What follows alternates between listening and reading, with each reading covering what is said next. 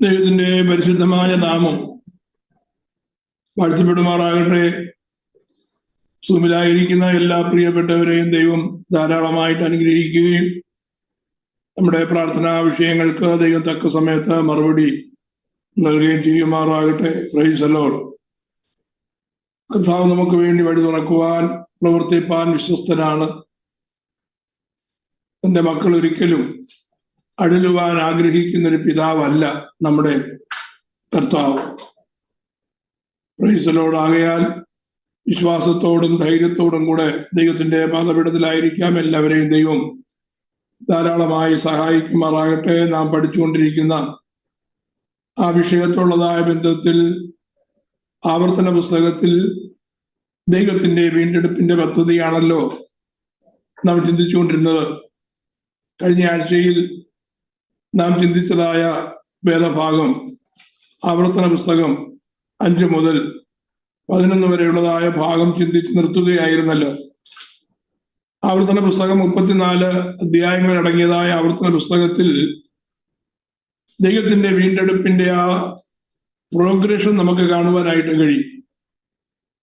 അതിൽ ഒന്നാമതായി നാം കണ്ടത് 1 മുതൽ 4 വരെയുള്ളതായ അധ്യായങ്ങളിലെ വിഷയമാണ്. 1 മുതൽ 4 വരെയുള്ളതായ അധ്യായങ്ങളിൽ നാം കണ്ടത് ദൈവത്തിന്റെ വീണ്ടെടുപ്പിനെ കുറിച്ചുള്ളതായ ഒരു ഓർമ്മപ്പെടുത്തലാണ് നാം പ്രത്യേകമായി കണ്ടത്.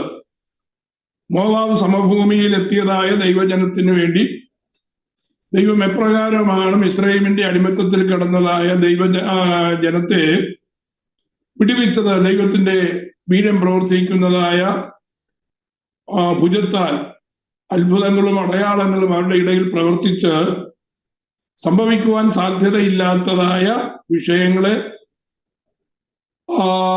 സംഭവിക്കുമാറാക്കി അവരെ വിടുവിച്ച് മരുഭൂമിയിലേക്ക് കൊണ്ടുവരുന്നതായ ആ ഓർമ്മപ്പെടുത്തലാണ് 1 മുതൽ 4 വരെയുള്ളതായ ആദ്യത്തെ ഭാഗത്ത് നാം ചിന്തിച്ചത്. അതേ തുടർന്ന് രണ്ടാമത് നമ്മൾ ചിന്തിച്ചതായ കാര്യം, ഒരു ന്യായപ്രമാണം കൊടുക്കുന്നതിന് മുമ്പ്, കൽപ്പന കൊടുക്കുന്നതിന് മുമ്പ് ദൈവത്തിന്റെ കൃപ വ്യാപരിക്കുമെന്നാണ് രണ്ടാമത് നമ്മൾ ചിന്തിച്ചത്. നമ്മുടെ ജീവിതത്തിലും അതാണ്. ഒരു കാര്യം കൽപ്പന അനുസരിക്കുവാനായി ദൈവം പറയുന്നതിന് മുമ്പ്, കൽപ്പന തരുന്നതിന് മുമ്പ് ആ കൽപ്പന മനസ്സിലാക്കുവാനും ആ കൽപ്പന പ്രമാണിക്കുവാനുമുള്ളതായ കൃപ നമ്മുടെ മേൽ പകരും. പലപ്പോഴും നാം ആ കൃപ വേണ്ടിയതുപോലെ പ്രാപിക്കാത്തത് കൊണ്ടും ആ കൃപയ്ക്ക് വേണ്ടി നാം ദൈവത്തോട് ആത്മാർത്ഥമായി ചോദിക്കാത്തത് കൊണ്ടുമാണ് എന്ത് സംഭവിക്കുന്നത്. പലപ്പോഴും നമ്മുടെ ജീവിതത്തിൽ ഈ കൃപ ലഭിക്കാതെ പോകുന്നത്.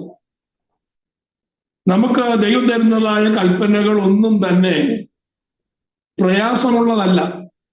മനുഷ്യന് അനുസരിക്കുവാൻ പ്രയാസമുള്ളതായ കൽപ്പനകൾ ദൈവം തന്നിട്ട് അത് അനുസരിക്കാത്തത് കൊണ്ട് ദൈവം ന്യായം വിധിച്ചാൽ ദൈവം ന്യായകർത്താവല്ലാതെ വരും.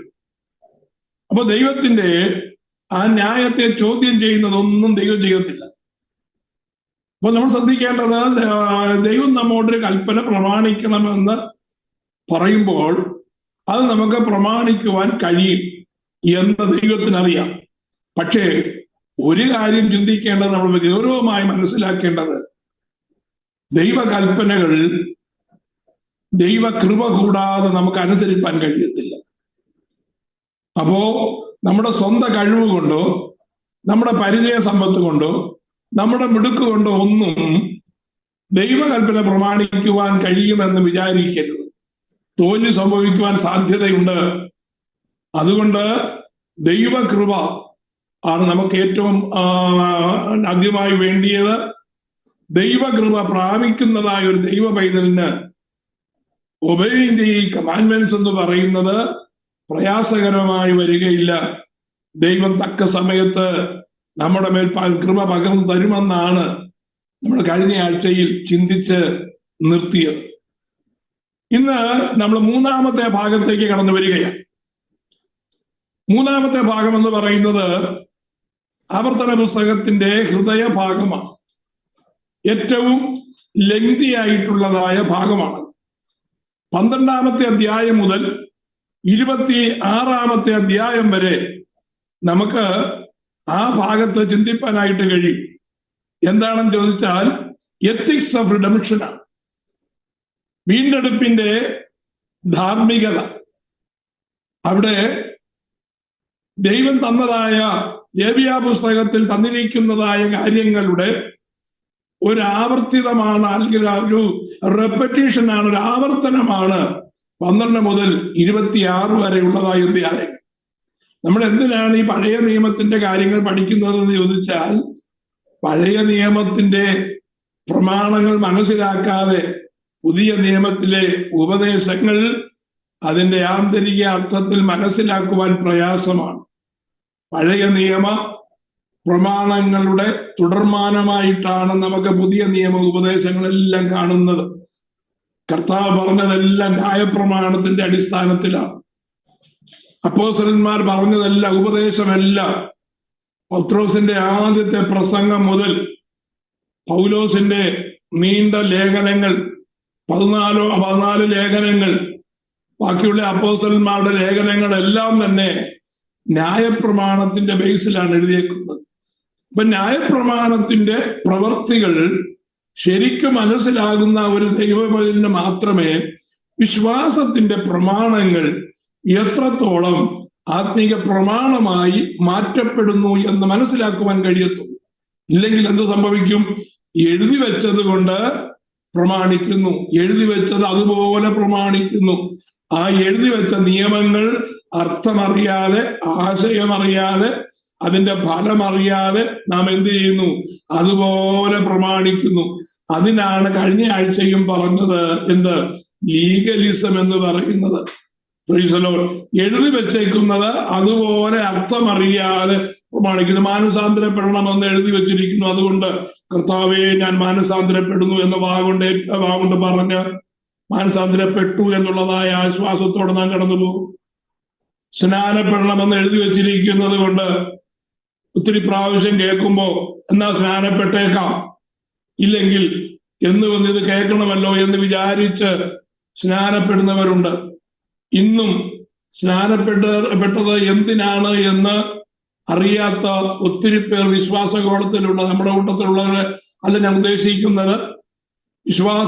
വിശ്വാസകോളത്തിൽ തന്നെ എന്തിനാ സ്നാനപ്പെട്ടത് എന്ന് അർത്ഥമറിയാതെ നിൽക്കുന്നവരുണ്ട്. പരിശുദ്ധാത്മാവിന്റെ അഭിഷേകം പ്രാപിച്ചതായാലും അന്യഭാഷയിൽ സംസാരിക്കുന്ന കൃപ ലഭിച്ചവരായാലും ഒക്കെ എന്തിനാണ് എന്നറിയാതെ യാന്ത്രികമായി ചെയ്യുന്നവരുണ്ട്. യാന്ത്രികമായി ചെയ്യുന്നതൊന്നും നമ്മുടെ ആത്മാവിന് ഗുണകരമായി മാറുകയില്ല. അപ്പൊ ഏതൊരു പ്രവൃത്തി ചെയ്യുമ്പോഴും, പ്രത്യേകിച്ച് ഏതൊരു സ്പിരിച്വൽ ആക്ടിവിറ്റി ആയാലും, അതിൻ്റെ വചന വ്യവസ്ഥ എന്താണെന്നുള്ള കാര്യം മനസ്സിലാക്കി നാം ചെയ്യുമ്പോഴാണ് അത് നമ്മുടെ ജീവിതത്തിൽ ജീവന്റെ പ്രമാണമായി മാറ്റപ്പെടുന്നത്. അതിനാണ് നാം ശ്രദ്ധിക്കേണ്ടത്. അപ്പോ ഇവിടെ നമ്മൾ 3-ാമത്തെ ഭാഗം, ആവർത്തന പുസ്തകം 12 മുതൽ 26 വരെയുള്ളതായ ഭാഗങ്ങളിൽ നമ്മൾ കാണുവാൻ കഴിയുന്നത് എത്തിക്സ് ഓഫ് റിഡംഷനാണ്, വീണ്ടെടുപ്പിന്റെ ധാർമ്മികത. മാത്രമല്ല, വീണ്ടെടുക്കപ്പെട്ടതായ ദൈവജനത്തിന്റെ ചില അടയാളങ്ങൾ നമുക്ക് മനസ്സിലാക്കുവാനായിട്ട് കഴിയും. ഞാൻ വീണ്ടെടുക്കപ്പെട്ടവനാണ്, അല്ലെങ്കിൽ ഞാൻ കർത്താവ് എന്നെ വീണ്ടെടുത്തു, ഞാൻ വീണ്ടെടുപ്പിന്റെ കീഴിലുള്ളവനാണ് എന്ന് വാഗൊണ്ട് പറയുകയല്ല. അത് നമ്മുടെ ജീവിതത്തിൽ ചില സൈൻസായി വെളിപ്പെടണം, അല്ലെങ്കിൽ അടയാളങ്ങളായി വെളിപ്പെടുകയും വേണം. അതാണ് 12 മുതൽ 26 വരെയുള്ളതായ വാക്യങ്ങളിൽ നമുക്ക് വായിപ്പാനായിട്ട് കഴിയുന്നത്. ആ ആവർത്തന പുസ്തകത്തെ സംബന്ധിച്ച് ഈ ഭാഗത്ത് ദൈവം ഇസ്രായേൽ മക്കൾക്ക് കൊടുത്തിരിക്കുന്നതായ ഉത്സവങ്ങളുണ്ട്, ഇസ്രായേൽ മക്കൾക്ക് കൊടുത്തിരിക്കുന്നതായ ലീഡർഷിപ്പ് ഉണ്ട്, അവർക്ക് കൊടുത്തിരിക്കുന്നതായ സോഷ്യൽ ലോസ് ഉണ്ട്, അവർക്ക് കൊടുക്കുന്നതായ ശുദ്ധീകരണ നിയമങ്ങളുണ്ട്. ഇതെല്ലാം ഉൾക്കൊള്ളുന്നതാണ് ഈ 3-ാമത്തെ ഭാഗം. ഒരു ദൈവത്തിന്റെ ജീവിതത്തിൽ പ്രായോഗിക തലങ്ങളിൽ ഇതെല്ലാം ഉൾക്കൊള്ളുന്ന കാര്യമാണ്. ആരാധന നമ്മുടെ ജീവിതത്തിൽ വളരെ ആവശ്യമാണ്, ഒഴിച്ചുകൂടാൻ പറ്റാത്തതായ കാര്യമാണ്. നമ്മുടെ സൃഷ്ടിതാവായ ദൈവത്തെ ആരാധിക്കുക എന്നുള്ളത് നമ്മുടെ ഉത്തരവാദിത്വമാണ്. അത് എന്തിനു വേണ്ടിയല്ല, ഒരു കാര്യസാധ്യത്തിനു വേണ്ടി അല്ല നാം ദൈവത്തെ ആരാധിക്കേണ്ടത്. ആലയത്തിലേക്ക് വരുന്നതായാലും ഉപവസിക്കുന്നതായാലും ദൈവത്തിനു വേണ്ടി പ്രവർത്തിക്കുന്നതായാലും ഒരു കാര്യസാധ്യത്തിനു വേണ്ടി ഒരിക്കലുമായിരിക്കരുത്. നാം നമുക്ക് വേണ്ടി നമ്മുടെ ഉത്തരവാദിത്വമാണ്, നമ്മുടെ കടമയാണ്, നമ്മുടെ മേൽ നിക്ഷിപ്തമായിരിക്കുന്നതായ അത്യാവശ്യമായ വിഷയമാണ് എന്നുള്ളതായ നിലയിൽ വേണം നാം ആത്മീകമായ അല്ലെങ്കിൽ ആരാധനയ്ക്കായി ആലയത്തിലേക്ക് കടന്നു വരേണ്ടതും അതുപോലെ ഓരോ ആത്മീക പ്രവർത്തനങ്ങളിൽ നാം ഭാഗഭാക്കാകേണ്ടതും. അതുപോലെ തന്നെയാണ് ഉത്സവങ്ങൾ. എന്തിനു വേണ്ടിയാ ഇസ്രായേൽ മക്കൾക്ക് കൊടുത്തിരിക്കുന്നതായ ഉത്സവങ്ങളെ കുറിച്ച് നാം പഠിക്കേണ്ടത്? അത് താഴോട്ടുള്ളതായ ഭാഗത്ത് നമുക്ക് ചിന്തിക്കുവാനായിട്ടുണ്ട്. ലേവ്യ പുസ്തകം ചിന്തിച്ചപ്പോ ഇസ്രായേൽ മക്കൾക്ക് കൊടുത്തതായ 7 ഉത്സവങ്ങളെ കുറിച്ച് നാം വിശദമായി ചിന്തിച്ചു. അത് നിങ്ങളുടെ ഓർമ്മയിൽ ഉണ്ടായിരിക്കുമെന്ന് ഞാൻ കരുതുകയാണ്. അപ്പോ ആ 12 മുതൽ 26 വരെയുള്ളതായ ഭാഗങ്ങളിൽ ചുരുക്കമായി നമ്മൾ ചിന്തിച്ചാൽ, ഒന്ന് pass over release the redemption every single year. Israel മക്കൾക്ക് ആചരിപ്പാനായിട്ട് കൊടുത്തിരിക്കുന്നതായ പെസഹ അവർ വർഷം തോറും ആ നിശ്ചിത തീയതിയിൽ, നിശ്ചിത മാസം, നിശ്ചിത തീയതിയിൽ ദൈവം പറഞ്ഞിരിക്കുന്നത് പോലെ ആ പെസഹ എന്ത് ചെയ്യണം?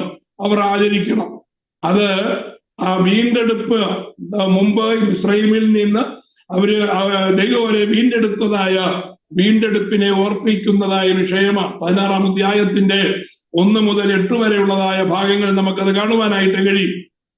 അതുപോലെ തന്നെ remember thou wast a bondman, the Lord thy God redeem thee. ദൈവം നിങ്ങളെ വിടുവിച്ചു എന്നുള്ളതായ കാര്യം ഓർമ്മയുണ്ടായിരിക്കണം എന്ന് മോശ ഓർപ്പിക്കുകയാണ്. അതുപോലെ വീണ്ടെടുക്കപ്പെട്ടതായ ജനം ബലഹീനരോട് അർഹതയില്ലാത്ത ദയ കാണിക്കുന്നു. നമ്മുടെ ബലഹീനരോട് ദയ കാണിക്കേണ്ടവരാണ്. വീണ്ടെടുപ്പിന്റെ ധാർമ്മികതയാണ്. ഒന്ന്, വീണ്ടെടുപ്പ് പ്രാപിച്ചതായ ജനം വീണ്ടെടുപ്പ് പ്രാപിച്ചത് എങ്ങനെയാണെന്ന് ഒരിക്കലും മറന്നു പോകരുത്. നാം എങ്ങനെയാണ് വീണ്ടെടുപ്പ് പ്രാപിച്ചതെന്ന് ഇസ്രായേൽ മക്കളുടെ പെസഹ നമ്മൾ ചിന്തിച്ച നമുക്ക് കാണുവാനായിട്ട് കഴിയും. ഓരോ കുടുംബത്തിനും വേണ്ടി ഒരു കുഞ്ഞാട് അറുക്കപ്പെടുകയാണ്. ആ കുഞ്ഞാടിന്റെ രക്തമെടുത്ത് കട്ടളക്കാലിന്മേലും കുറുമ്പടിമേലും പുരട്ടി രക്തത്താലുള്ളതായ അടയാളം അവർ പ്രാപിച്ചത് കൊണ്ട് സംഹാരദൂതനിൽ നിന്ന് അവർ വിടുവിക്കപ്പെട്ടതായ ദൈവജനം മിസ്രയീമിന്റെ ഇടയിൽ നിന്ന് മുഴുവനുമായി അവരുടെ സന്നാഹങ്ങൾ മൊത്തമായി എടുത്തുകൊണ്ട് അവർ ആ മിസ്രയീം വിട്ടുപോകുന്നു. ഇതാണ് വീണ്ടെടുപ്പിന്റെ പ്രാഥമികമായ കാര്യം. നാം എങ്ങനെയാണ് വീണ്ടെടുക്കപ്പെട്ടത്? നമുക്ക് വേണ്ടി അറുക്കപ്പെട്ടതായ നമ്മുടെ പെസഹ കുഞ്ഞാടായ കർത്താവായ യേശുക്രിസ്തുവിന്റെ രക്തം അക്ഷരാർത്ഥത്തിൽ നമ്മുടെ വീടിന്റെ കട്ടളക്കാലിന്മേലും കുറുമ്പടിമേലുമല്ല പുരട്ടുന്നത്, നമ്മുടെ ഹൃദയത്തിന്റെ അകത്തളങ്ങളിൽ അത് പുരട്ടുകയാണ്. ആ കർത്താവായ യേശുക്രിസ്തുവിന്റെ ക്രൂശിന്റെ അടുക്കലേക്ക് നാം വിശ്വാസത്താൽ കടന്നു വന്നു കഴിഞ്ഞപ്പോ അതുവരെ ചെയ്തതായ സകല പാപങ്ങളും ആ പുണ്യാഹ രക്തത്താൽ കഴുകപ്പെട്ടു. പാപത്തിൽ നിന്ന് നാം വീണ്ടെടുക്കപ്പെടുകയാണ്. പാപത്തിൽ നിന്ന് വീണ്ടെടുക്കപ്പെട്ടതായ നാം പിന്നെന്താ ചെയ്യേണ്ടത്? മുമ്പുണ്ടായിരുന്നതായ സകല സ്വഭാവങ്ങളിൽ നിന്നും തെറ്റായിട്ടുള്ള സ്വഭാവങ്ങളിൽ നിന്ന്, തെറ്റായിട്ടുള്ളതായ ഇടപാടുകളിൽ നിന്ന്, ആ പാപത്തിന്റെ അനുഭവങ്ങളിൽ നിന്ന് എന്നേക്കുമായി ഇസ്രായേൽ മക്കൾ മിസ്രയീമിൽ നിന്ന് വേർപെട്ടതുപോലെ നാം എന്നേക്കുമായി വേർപെടുകയാണ്. ആ വേർപാടിന്റെ അതിരെന്ന് പറയുന്നത് ഏതാണ്? അവർ ചെങ്കടൽ കടന്ന് മറുകരയിൽ അല്ലെങ്കിൽ മരുഭൂമിയിലേക്ക് പ്രവേശിച്ചു. ചെങ്കടൽ എന്ന് പറയുന്നത് സ്നാനമാണ് എന്ന് പുതിയ നിയമത്തിൽ പൗലോസ് കൊരിന്ത്യ ലേഖനത്തിൽ പ്രസ്താവിച്ചിരിക്കുന്നത് നമുക്ക് കാണുവാൻ കഴിയും. അപ്പോ ആ വീണ്ടെടുപ്പിന്റെ പ്രാഥമിക പടികളാണ് നമുക്ക് ഇസ്രായേൽ മക്കളുടെ പെസഹായുടെ ആ ഉത്സവത്തിൽ നിന്ന് പഠിക്കുവാനായിട്ട് കഴിയുന്നത്. അപ്പോ ഇസ്രായേലിന്റെ ആരാധന കലണ്ടർ എന്ന് പറയുന്നത് പെസഹായിലാണ് ആരംഭിക്കുന്നത്. ഒരു വർഷത്തെ കലണ്ടർ എടുത്ത് ഇസ്രായേൽ മക്കളുടെ ഒരു വർഷത്തെ കലണ്ടർ എടുത്തു കഴിഞ്ഞാൽ ആ വർഷത്തിന്റെ ആദ്യത്തെ ഭാഗവും അവസാനത്തെ ഭാഗവും അവർ ആചരിക്കുന്നതായ ഉത്സവങ്ങൾ നമുക്ക് കാണുവാൻ കഴിയും. ഈ ഉത്സവങ്ങളെല്ലാം 7 ഉത്സവങ്ങളാണ്. താഴെ എന്റെ വിശദീകരണം പറയുമെങ്കിൽ ഞാനൊന്ന് നിങ്ങളുടെ ഓർമ്മയ്ക്ക് വേണ്ടി ഞാൻ പെട്ടെന്നൊന്ന് പേര് പറഞ്ഞു പോകാം. ഒന്നാമത്തത് പെസഹായുടെ ഉത്സവമാണ്. രണ്ടാമത്തത് 7 ദിവസത്തെ പുളിപ്പില്ലായ്മയുടെ പെരുന്നാളാണ്. മൂന്നാമത്തത് ആദ്യഫലക്കറ്റയുടെ പെരുന്നാളാണ്. നാലാമത്തത് വാരോത്സവം അല്ലെങ്കിൽ പെന്തിക്കോസ്ത് ഉത്സവമാണ്.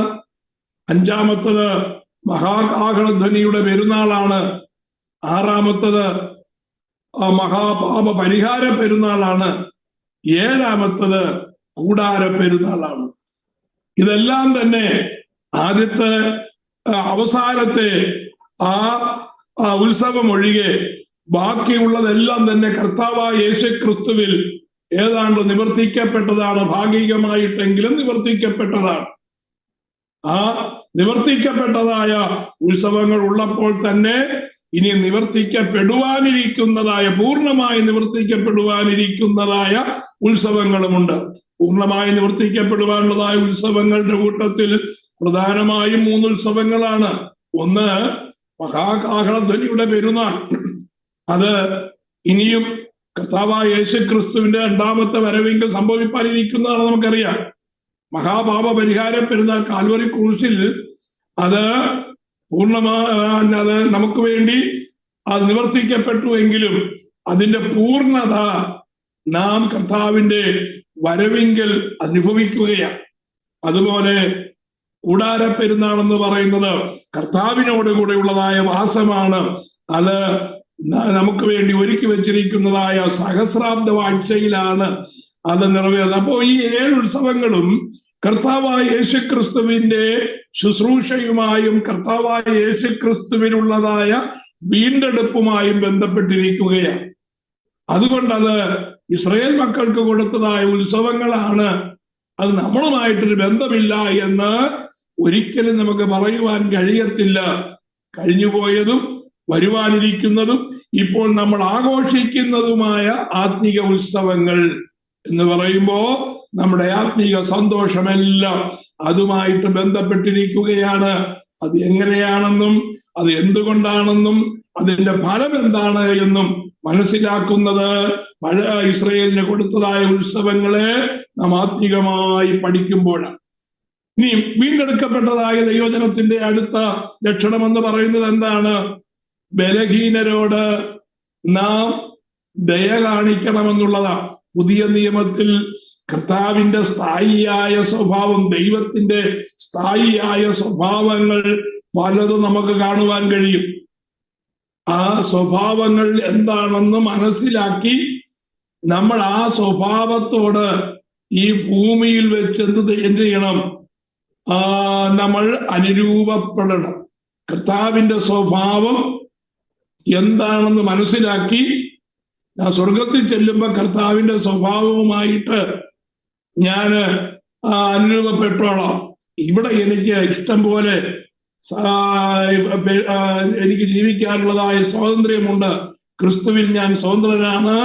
എനിക്ക് സ്വാതന്ത്ര്യത്തോടെ ജീവിക്കുവാൻ ഒക്കുമെന്ന് വിചാരിച്ച് ആ രീതിയിലല്ല സ്വാതന്ത്ര്യം ഉപയോഗിക്കേണ്ടത്. നാം ക്രിസ്തുവിന്റെ സ്വഭാവത്തോട് ഈ ഭൂമിയിൽ വെച്ച് നാം ശരീരത്തിലായിരിക്കുമ്പോൾ നമ്മുടെ ശരീരത്തിൽ നാം എങ്ങനെയാണ് ക്രിസ്തുവിന്റെ സ്വഭാവത്തിന് അനുരൂപരായി തീരുന്നത് എന്നുള്ളതിനെ അടിസ്ഥാനമാക്കിയാണ് നാം കർത്താവിനോടുകൂടെ വാസം ചെയ്യുവാൻ തിരഞ്ഞെടുക്കപ്പെടുന്നത് എന്ന് നാം ഓർക്കണം. ഇവിടെ എങ്ങനെയും ജീവിച്ച് എന്തേലുമൊക്കെ കാട്ടിക്കൂട്ടി ഇടയ്ക്കിടയ്ക്ക് സ്വോത്രം പറഞ്ഞ് ഇടയ്ക്കിടയ്ക്ക് ഒരു ആരാധനയ്ക്ക് വന്ന് തല കാണിച്ച് ഇടയ്ക്കിടയ്ക്ക് ഒന്ന് ഉപവസിച്ച് കൈയടിച്ചങ്ങ് പോയാൽ സ്വർഗത്തിൽ പോകാമെന്ന് ഒരിക്കലും വിചാരിക്കരുത്. അത് വ്യാമോഹമാണ്. അത് നമ്മൾ വഞ്ചിക്കപ്പെടുകയാണ്. ഒരിക്കലും അതിന് സാധ്യതയില്ലാത്തതായ കാര്യമാണ്. അതുകൊണ്ട് നമ്മുടെ സ്വഭാവം, കുഞ്ഞുങ്ങളുടെ ആയാലും പ്രായമുള്ളവരുടെ ആയാലും, സ്വഭാവങ്ങൾ കർത്താവിന്റെ സ്വഭാവവുമായിട്ട് രൂപപ്പെടണം. കർത്താവിന്റെ സ്വഭാവത്തിന്റെ ഒരു കാര്യം ഞാൻ പറഞ്ഞു കഴിഞ്ഞാൽ, അത് പർവ്വത പ്രസംഗത്തിൽ കർത്താവ് അത് വ്യക്തതയോടെ പറഞ്ഞിട്ടുണ്ട്. ആ ബിയാറ്റിറ്റ്യൂഡ്സില് കരുണയുള്ളവർ ഭാഗ്യവാന്മാർ, അവർക്ക് കരുണ ലഭിക്കും. ദൈവത്തിന്റെ സ്ഥായിയായ ഒരു സ്വഭാവമാണ് കരുണ എന്ന് പറയുന്നത്. ദൈവത്തിന്റെ സ്ഥായിയായ മറ്റൊരു സ്വഭാവമാണ് മനസ്സലിവെന്ന് പറയുന്നത്. കർത്താവിന്റെ മറ്റൊരു സ്വഭാവമാണ് ദയ എന്ന് പറയുന്നത്. കർത്താവിന്റെ മറ്റൊരു സ്വഭാവമാണ് പരസ്പര സഹായം എന്ന് പറയുന്നത്. ഇതെല്ലാം കർത്താവിന്റെ സ്വഭാവത്തോട് അനുരൂപപ്പെടുന്നതാണ് എന്ന് നമ്മൾ മനസ്സിലാക്കണം. അപ്പൊ വീണ്ടെടുക്കപ്പെട്ടതായ ദൈവജനത്തിന് അടയാളം എന്താണെന്ന് ചോദിച്ചാൽ, അവർ ദൈവിക സ്വഭാവത്തോട് അനുരൂപപ്പെട്ടവരായിരിക്കണം. സ്നേഹമുണ്ടായിരിക്കണം, സന്തോഷമുണ്ടായിരിക്കണം, ദയയുണ്ടായിരിക്കണം, പരോപകാരമുണ്ടായിരിക്കണം, കരുണയുണ്ടായിരിക്കണം. Praise the Lord. ഇതെല്ലാം ദൈവത്തിന്റെ സ്വഭാവത്തോട് അനുരൂപപ്പെടുവാനായി ദൈവം നമുക്ക് വേണ്ടി വെച്ചിരിക്കുന്നതായ കാര്യമാണ്. ബലഹീനരെ പരിപാലിക്കണമെന്ന് നമുക്ക് ദൈവവചനത്തിൽ അടിക്കടിയുള്ളതായ വേദഭാഗങ്ങൾ കാണുവാനായിട്ട് കഴിയും.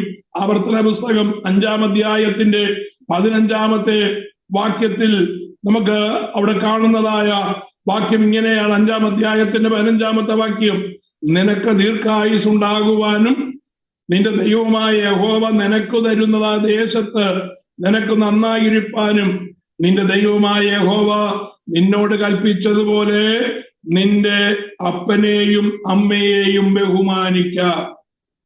ഈ തലമുറയിൽ കുറഞ്ഞുകൊണ്ടിരിക്കുന്നതായ ഒരു കാര്യമാണ്. ദൈവജനത്തെ സംബന്ധിച്ച് പ്രൈസ് ദി ലോർഡ്, അപ്പനെയും അമ്മയെയും ബഹുമാനിക്കുക, നമ്മുടെ എൽഡേഴ്സിനെ റെസ്പെക്ട് ചെയ്യുക, പ്രായമുള്ളവരെ മാനിക്കുക എന്നുള്ളത് ദൈവത്തിന്റെ പ്രമാണമാണ്. ഈ ആവർത്തന പുസ്തകം 15-ാം അധ്യായത്തിന്റെ 15-ാമത്തെ വാക്യം നോക്കിക്കേ. അതിലേക്കുന്നത്: നീ മിസ്രയീം ദേശത്ത് അടിമയായിരുന്നു എന്നും നിന്റെ ദൈവമായ യഹോവ നിന്നെ വീണ്ടെടുത്തു എന്നും ഓർക്കണം. അതുകൊണ്ട് ഞാൻ ഇന്ന് ഈ കാര്യം നിന്നോട് ആജ്ഞാപിക്കുന്നു. അപ്പൊ ദൈവത്തിന്റെ ആജ്ഞ നാം എന്ത് ചെയ്യണം? ഏറ്റെടുക്കേണ്ടവരാണ്. 16-ാം അധ്യായത്തിന്റെ 12-ാമത്തെ വാക്യം: നീ മിസ്രയീമിൽ അടിമയായിരുന്നു എന്ന് ഓർത്ത് ഈ ചട്ടങ്ങൾ പ്രമാണിച്ചു നടക്കണം. 24-18 വായിക്കുന്നു: നീ മിസ്രയീമിൽ അടിമയായിരുന്നു എന്നും നിന്റെ ദൈവമായ യഹോവ നിന്നെ അവിടെ നിന്ന് വീണ്ടെടുത്തു എന്നും ഓർക്കണം. അതുകൊണ്ടാകുന്നു ഇക്കാര്യം ഞാൻ നിന്നോട് കൽപ്പിക്കുന്നത്. അപ്പൊ ദൈവത്തിന്റെ കൽപ്പനകൾ ഒന്നുപോലും വിട്ടുകളയാതെ അത് അതുപോലെ അനുസരിക്കണമെന്നുള്ളതാണ് വീണ്ടെടുക്കപ്പെട്ടവരുടെ, ദൈവകൃപ ലഭിച്ചവരുടെ ഉത്തരവാദിത്വം.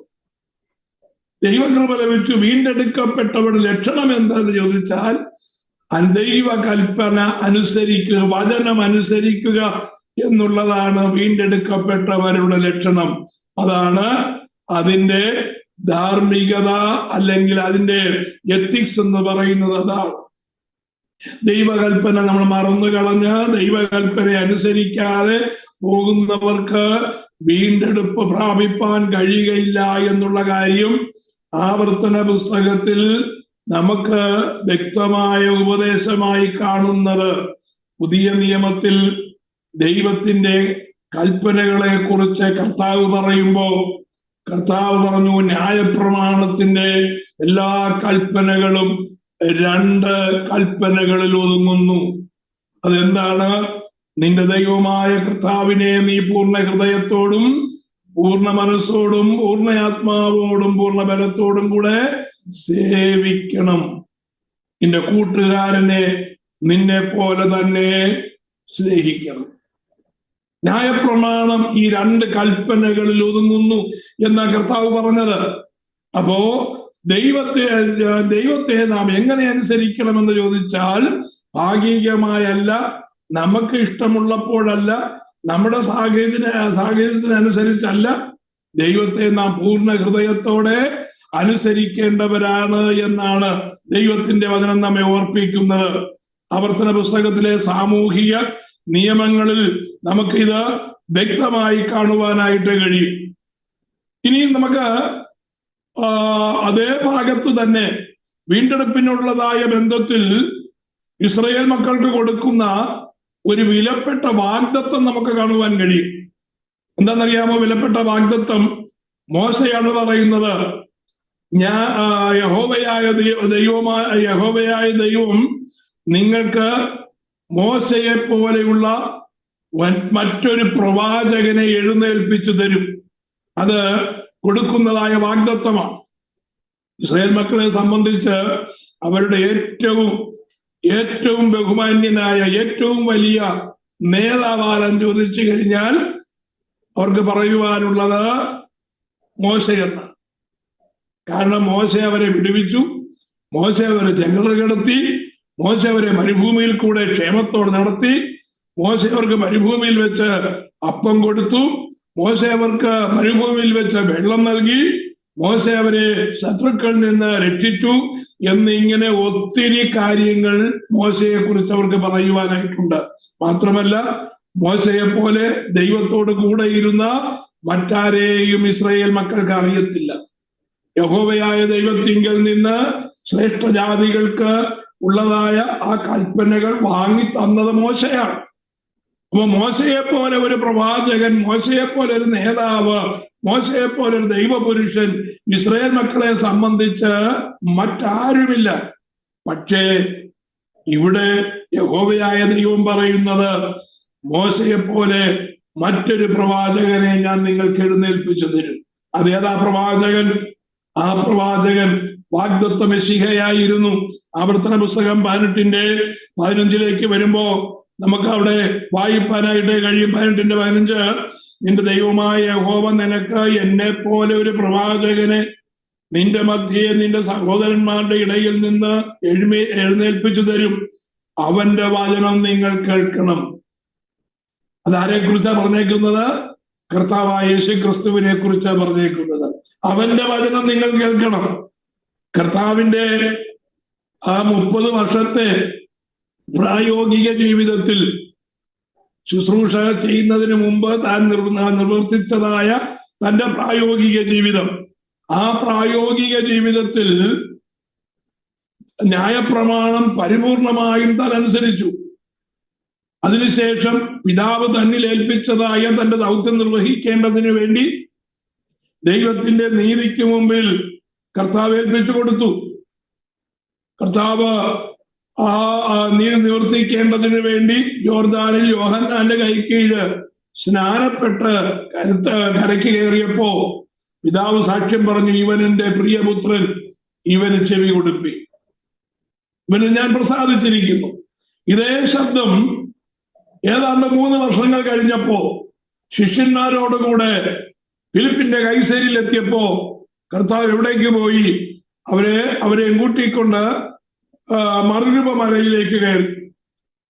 മലയിലേക്ക് കയറി അവരുടെ മുമ്പിൽ കർത്താവ് രൂപാന്തരപ്പെട്ടു. കർത്താവിന്റെ വസ്ത്രം പ്രകാശം പോലെ മിന്നി തിളങ്ങി.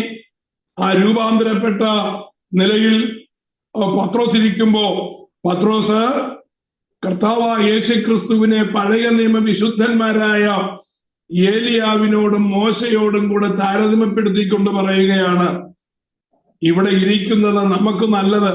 ഞാൻ 3 കുടിലുണ്ടാക്കാം, ഒന്ന് മോശയ്ക്ക്, ഒന്ന് ഏലിയാവിന്, ഒന്ന് കർത്താവിന്, ഒന്ന് യേശുവിന്.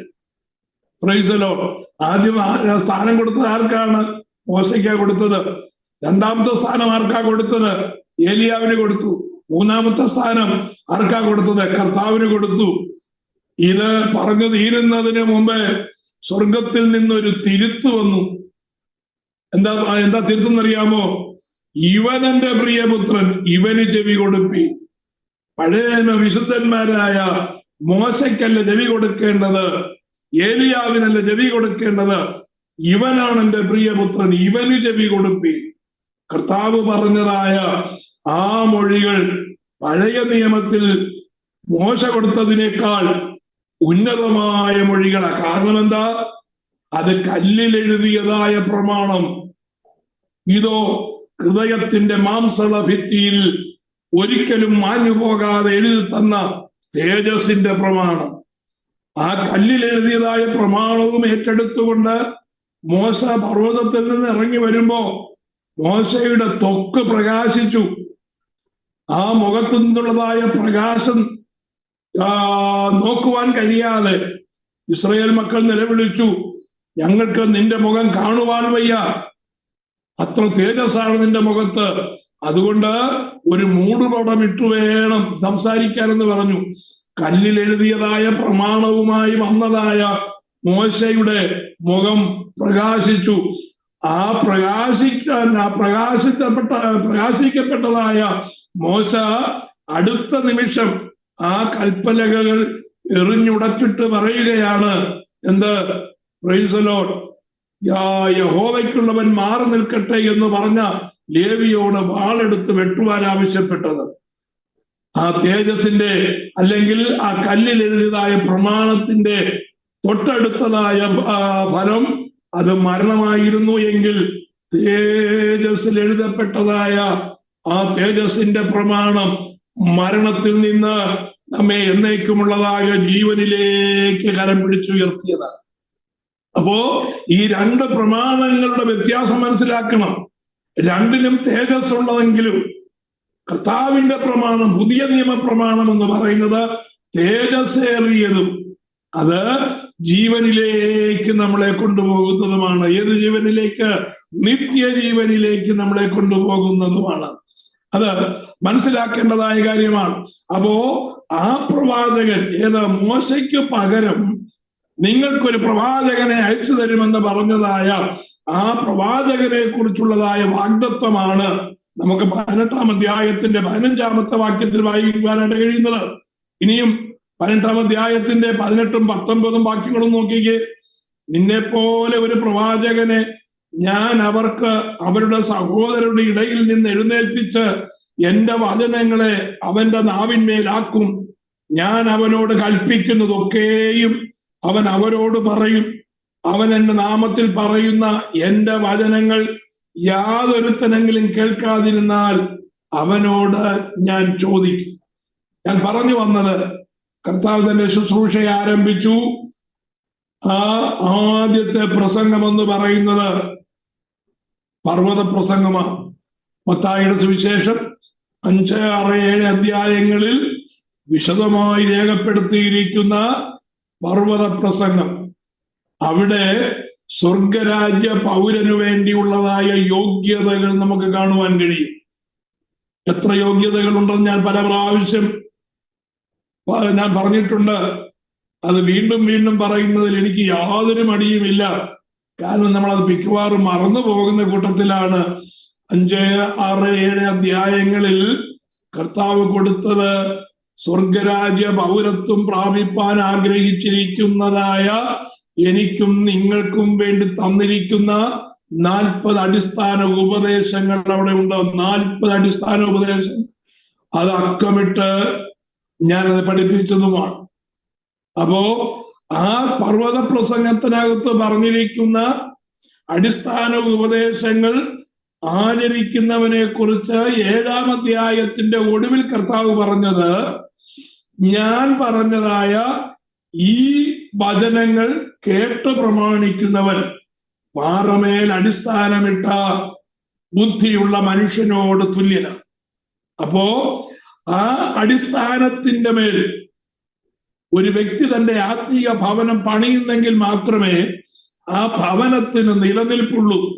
നിത്യതയിൽ ആ ഭവനം നിൽക്കണമെങ്കിൽ എന്ന് പറഞ്ഞാൽ നമ്മുടെ ആത്മീയ ഭവനം എന്ന് പറഞ്ഞാൽ നാം തന്നെ നിൽക്കണമെങ്കിൽ ആ അടിസ്ഥാന ഉപദേശത്തിന്റെ മേൽ നാം നമ്മുടെ ആത്മീക ജീവിതം പണിയണം. അതിൽ ഒന്നാമത് കർത്താവ് പറഞ്ഞത് ആത്മാവിൽ ദരിദ്രരായവർ ഭാഗ്യവാന്മാർ. എങ്ങനെയാണ് ആത്മാവിലെ ദാരിദ്ര്യം? എന്താണ് ആത്മാവിലെ ദാരിദ്ര്യമെന്നും ആ ആത്മാവിലെ ദാരിദ്ര്യം നമ്മെ ഏത് രീതിയിലാണ് സ്വർഗരാജ്യത്തേക്ക് നയിക്കുന്നതെന്നും ആ ദാരിദ്ര്യം മനസ്സിലാക്കുന്ന ഒരു വ്യക്തി എന്ത് ചെയ്യണമെന്നുമുള്ള കാര്യം നാം ആ പർവ്വത പ്രസംഗം വിശദീകരിച്ച് പഠിച്ചപ്പോ ഒരുപക്ഷെ മനസ്സിലാക്കിയത് നിങ്ങളുടെ ഓർമ്മയിൽ ഉണ്ടായിരിക്കുമെന്ന് ഞാൻ കരുതുകയാണ്. അത് തുടങ്ങി ഒന്നിനോടൊന്ന് ബന്ധപ്പെട്ട് ആ ഉപദേശങ്ങളെല്ലാം നമുക്ക് കാണുവാനായിട്ട് കഴിയും. അവിടെ സിവിൽ ലോസ് ഉണ്ട്, സോഷ്യൽ ലോസ് ഉണ്ട്, ആരാധന നിയമങ്ങളുണ്ട്, ശുദ്ധീകരണ നിയമങ്ങളുണ്ട്. എല്ലാം വേർതിരിച്ച് നമുക്ക് പഠിക്കുവാനായിട്ട് കഴിയും. ഒരു ദൈവപൈതലിന്റെ ജീവിതത്തിൽ ഈ 4 മണ്ഡലങ്ങളിലും ദൈവത്തോടുള്ളതായ ബന്ധം സൂക്ഷിക്കണം, സമൂഹത്തോടുള്ളതായ ബന്ധം സൂക്ഷിക്കണം, കുടുംബത്തോടുള്ളതായ ബന്ധം സൂക്ഷിക്കണം, ദൈവസഭയോടുള്ളതായ ബന്ധം സൂക്ഷിക്കണം.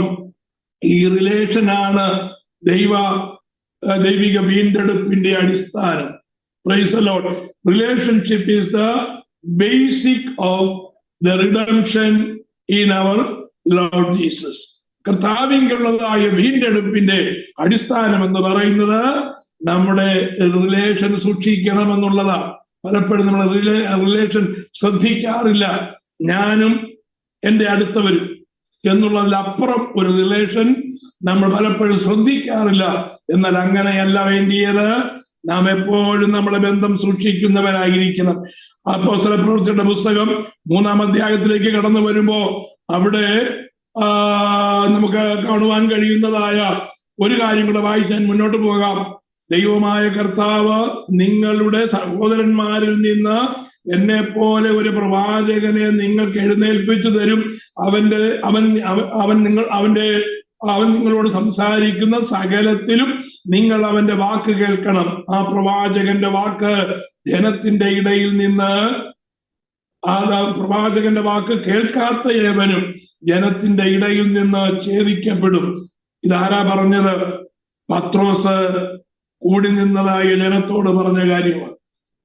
ആവർത്തന പുസ്തകത്തിലെ നമ്മൾ മുമ്പ് വായിച്ചതായ അതേ ഉദ്ധരണി പത്രോസ് എടുത്തിട്ട് നിങ്ങൾ ക്രൂശിച്ചവനായ കർത്താവായ യേശു ക്രിസ്തു നമ്മുടെ വീണ്ടെടുപ്പും കർത്താവുമാണ് എന്ന് തെളിയിച്ചുകൊണ്ട് മോശ മുഖാന്തരം യഹോവയായ ദൈവം ഇസ്രായേൽ ജനത്തിന് കൊടുക്കുമെന്ന് പറഞ്ഞതായ ആ പ്രവാചകൻ ആണ് ക്രിസ്തു എന്ന ദൈവപുത്രൻ. നിങ്ങൾ ക്രൂശിൽ തറച്ചു കൊന്ന ക്രിസ്തു എന്ന ദൈവപുത്രൻ എന്ന് പത്രോസ് സമർത്ഥിക്കുകയാണ്. എന്നിട്ട് പറയുകയാണ്, അവൻ പറഞ്ഞതായ കാര്യങ്ങൾ അനുസരിക്കാത്തവനെ ജനത്തിന്റെ ഇടയിൽ നിന്ന് ഛേദിച്ചു കളയും.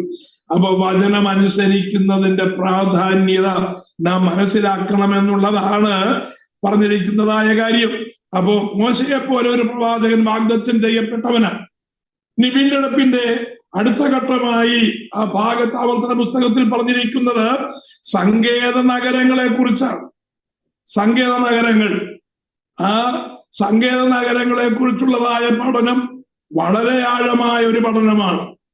അത് നമ്മുടെ കർത്താവായ യേശു ക്രിസ്തുവിങ്കൽ ഓടി വന്ന് അഭയം പ്രാപിക്കുവാൻ എപ്രകാരമാണ് നമുക്കുള്ളതായ അവകാശം എന്ന് തെളിയിക്കുന്നതാണ് സങ്കേത നഗരങ്ങൾ. ഇസ്രായേൽ മക്കൾക്ക് വാഗ്ദത്ത ദേശത്തേക്ക് അവര് പ്രവേശിക്കുന്നതിന് മുമ്പ് ഇസ്രായേൽ മക്കളോട് മോശ കൽപ്പിക്കുക. ആവർത്തന പുസ്തകത്തിൽ 19-ാം അധ്യായത്തിൽ സങ്കേത നഗരങ്ങളെ കുറിച്ച് പ്രസ്താവിക്കും. ആ സങ്കേത നഗരങ്ങളുടെ വിശദീകരണം യോശുവയുടെ പുസ്തകം 20-ാം അധ്യായത്തിൽ നമുക്ക് കാണുവാൻ കഴിയും. സങ്കേത നഗരങ്ങൾ നിങ്ങൾ വാഗ്ദത്ത ദേശം കൈവശമാക്കുമ്പോ 6 സങ്കേത നഗരങ്ങൾ നിങ്ങൾ എന്ത് ചെയ്യണം? വേർതിരിക്കണം. അത് ഇസ്രായേൽ മക്കളുടെ വാഗ്ദത്ത ദേശം എങ്ങനെയാണ് നമുക്കറിയാം. യോർദാന് കിഴക്ക്, അതായത് മരുഭൂമിയിൽ നിന്ന് അവർ യോർദാനിലേക്ക് പോകുമ്പോൾ യോർദാനിലേക്ക് ഇറങ്ങുന്നതിന് മുമ്പ് യോർദാന് കിഴക്ക് മോവാബ് സമഭൂമിയിൽ ഫലഭൂയിഷ്ടമായതും വളരെ പച്ചപ്പുള്ളതുമായ പ്രദേശം കണ്ടിട്ട് രൂബേനും ഗാദും മനശ്ശയുടെ പാതി ഗോത്രവും വന്ന് മോശയോട് പറഞ്ഞു, ഞങ്ങൾ ഇവിടെ പാർത്തുകൊള്ളാം, ഞങ്ങൾക്ക് ഒത്തിരി കന്നുകാലികളും ആടുമാടുകളും ഉണ്ട്, അവയ്ക്കൊക്കെ മേഞ്ഞു നടക്കാനുള്ളതായ നല്ല മേച്ചിൽപ്പുറമുണ്ട്, അതുകൊണ്ട് ഞങ്ങൾക്ക് ഈ പ്രദേശം അവകാശമായി തരണമെന്ന് ഈ 2.5 ഗോത്രം മോശയോട് ചെന്ന് പറഞ്ഞു. മോശ അത് വാക്കാൽ സമ്മതിച്ചു. എന്നിട്ട് പറഞ്ഞു, നിങ്ങൾക്ക് ഞാൻ ഈ ദേശം അവകാശമായി തരാം, പക്ഷെ ഒരു കണ്ടീഷൻ മാത്രം, നിങ്ങൾ ഒരിക്കലും നിങ്ങളുടെ സഹോദര ഗോത്രങ്ങളായ 9.5 ഗോത്രത്തിന്റെ അവകാശം ലഭ്യമാകുന്നതുവരെ നിങ്ങൾക്ക് ഈ ദേശം അവകാശമായി എടുക്കരുത്. നിങ്ങൾ അവരോട് കൂടെ യോർദാൻ കടന്ന് അക്കരെ ചെന്ന് അവിടെ ഉള്ളതായ രാജാക്കന്മാരെ കീഴടക്കി എല്ലാ ഗോത്രത്തിനും അവകാശം വിഭാഗിക്കുമ്പോ അതിന്റെ കൂട്ടത്തിൽ യോർദാന് കിഴക്കുള്ളതായ ഈ ഭാഗം ഞാൻ അവകാശമായി തരാം, അതുവരെ നിങ്ങൾ ഈ അവകാശം നിങ്ങൾക്ക് പ്രാപിപ്പാനായിട്ട് കഴിയത്തില്ല എന്നുള്ളതായ എഗ്രിമെന്റിന്മേൽ മോശ അത് സമ്മതിച്ചു. എന്നിട്ട് മോശയുടെ വേർപാടിന് മുമ്പ് മോശ പറഞ്ഞു, ഇസ്രായേൽ മക്കളിൽ ആരെങ്കിലും ഒരുവൻ അബദ്ധവശാൽ മറ്റൊരുവന് പ്രാണഹാനി വരുത്തുകയോ കൊല്ലുകയോ ചെയ്താൽ ആ കൊല്ലപ്പെട്ടവന്റെ ബന്ധുക്കളോ സഹോദരങ്ങളോ ഈ രക്തപ്രതികാരം ചെയ്യാതിരിക്കേണ്ടതിന് വേണ്ടി, അഥവാ ഈ കുറ്റം ചെയ്തവനെ കൊന്നുകളയാതിരിക്കേണ്ടതിന് വേണ്ടി ഈ കുറ്റം ചെയ്തവന് ഓടിച്ചെന്ന് രക്ഷ പ്രാപിക്കുവാൻ 6 സങ്കേത നഗരങ്ങൾ നിങ്ങളുടെ അവകാശത്തിൽ നിന്ന് വേർതിരിക്കണം. അതിൽ 3 നഗരങ്ങൾ യോർദാന് കിഴക്കും 3 നഗരങ്ങൾ യോർദാന് പടിഞ്ഞാറുമായിരിക്കണം, അതുപോലെ കനാൻ ദേശത്തുമായിരിക്കണം. ഈ 6 നഗരങ്ങൾ അത് കർത്താവായ യേശുക്രിസ്തുവിലുള്ളതായ വീണ്ടെടുപ്പിനെയാണ് നമുക്ക് കാണുവാനായിട്ട് കഴിയുന്നത്. ആ 7 നഗരങ്ങൾ നമുക്കത് വളരെ വ്യക്തമായി പഠിക്കുവാനായിട്ട് കഴിയും. ആ നഗരങ്ങളുടെ പേരുകൾ ഞാൻ വേഗത്തിൽ ഒന്ന് പറഞ്ഞു പോകാം. ആ സങ്കേത നഗരങ്ങളുടെ പ്രത്യേകതകൾ.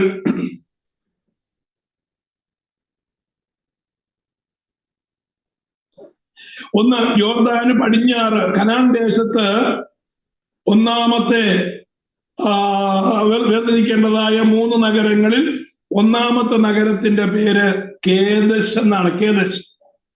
ആ കേദശ് എന്ന വാക്കിന്റെ അർത്ഥം വിശുദ്ധി എന്ന. കേദശ് എന്ന് പറഞ്ഞ വാക്കിന്റെ അർത്ഥം വിശുദ്ധി.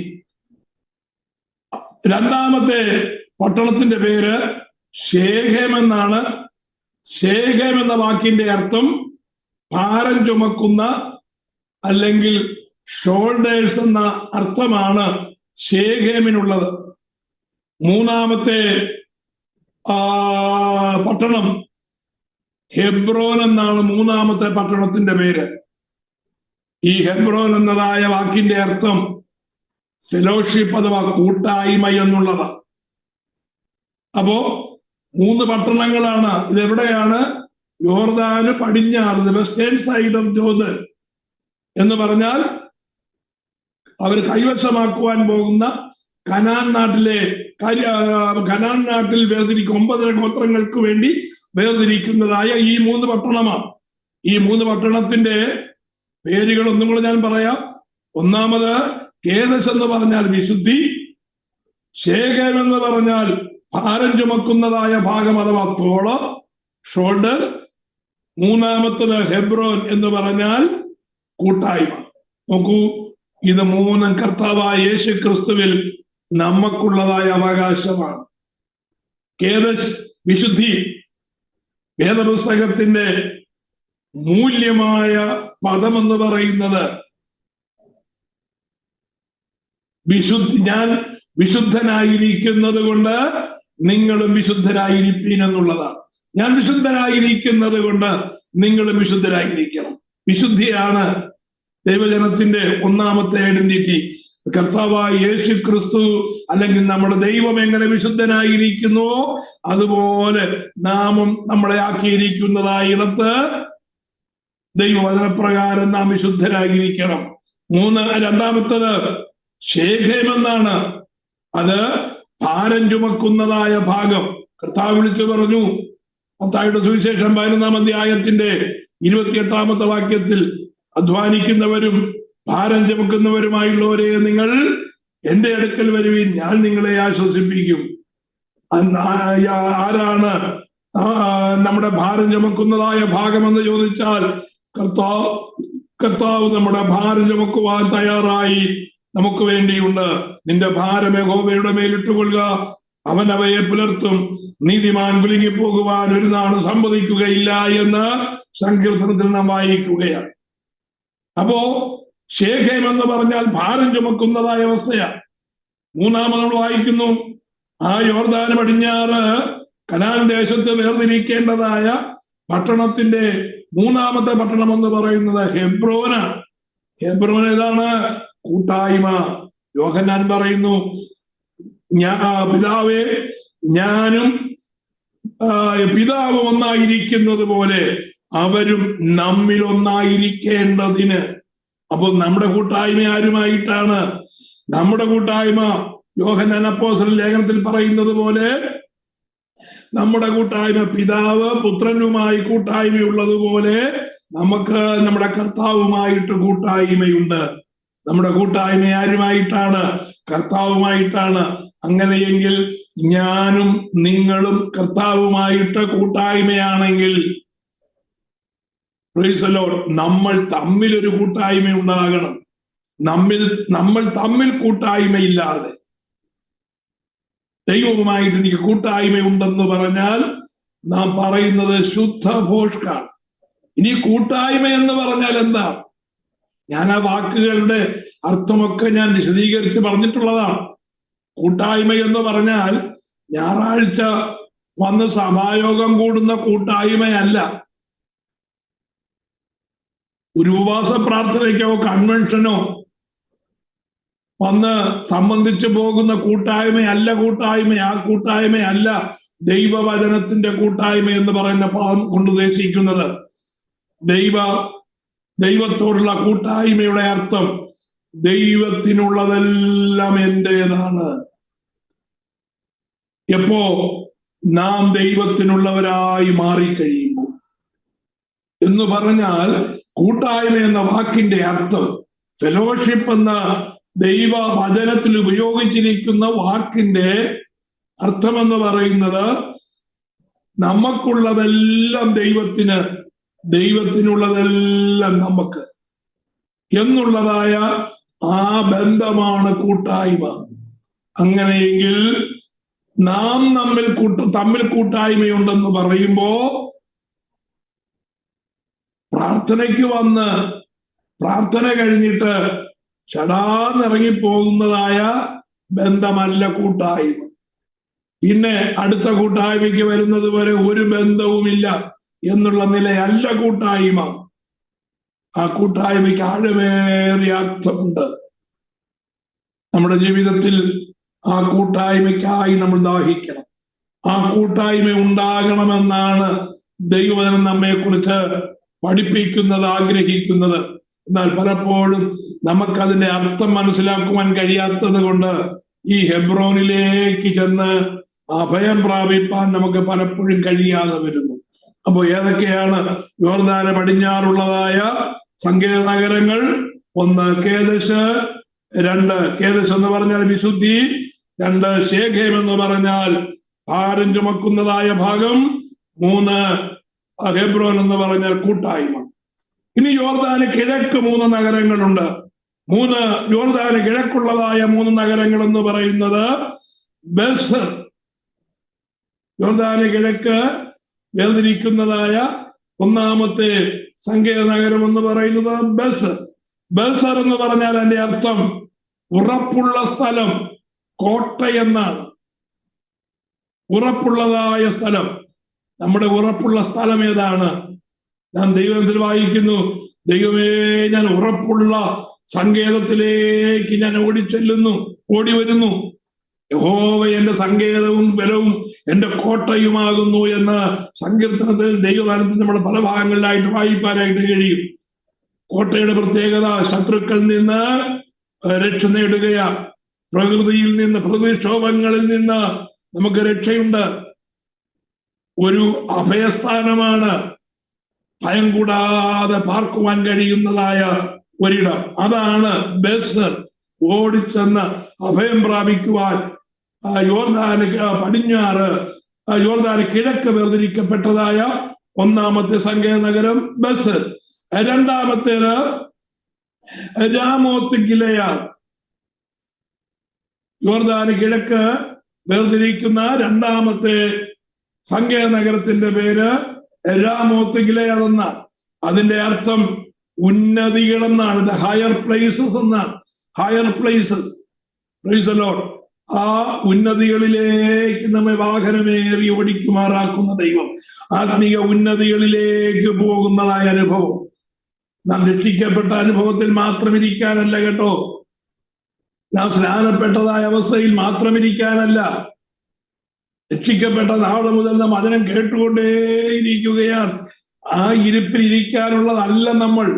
ഉന്നതികളിലേക്ക് ഓരോ ദിവസവും ഉയർന്നുയർന്നു പോകുന്ന ആത്മീക ഹയർ പ്ലേസസിലേക്ക് നാം പോകണമെന്നാണ് ആ രാമോത്ത് ഗിലെയാദ് നമ്മെ ഓർപ്പിക്കുന്നത്.